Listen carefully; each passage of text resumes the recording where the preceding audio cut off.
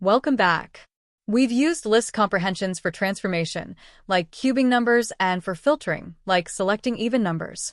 Now, let's combine these two techniques in a single, powerful line of code. We will create a list containing the product of numbers, but only for the numbers that meet a specific condition.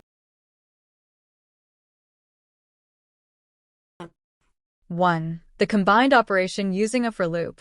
To perform both steps traditionally, we iterate through the data list. We first check the if condition.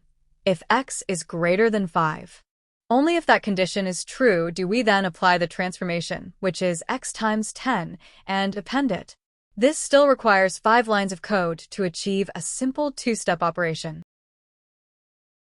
2. Combining transformation and filtering. Using a list comprehension, we achieve the same result in a single line. The transformation, x times 10, is the expression at the beginning. The filtering condition, if x is greater than 5, is placed at the very end. The process is sequential. It iterates, filters, and then transforms. This demonstrates how readable and efficient list comprehensions are for common data processing pipelines. 3. Filter then transform logic. It is important to remember the order when the if condition is placed at the end. The condition acts as a filter on the iteration.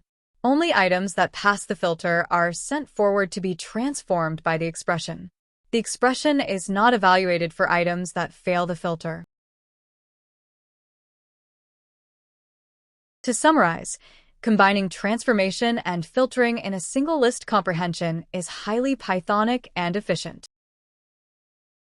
Our next lecture 15.05. Common elements in a list. See you there.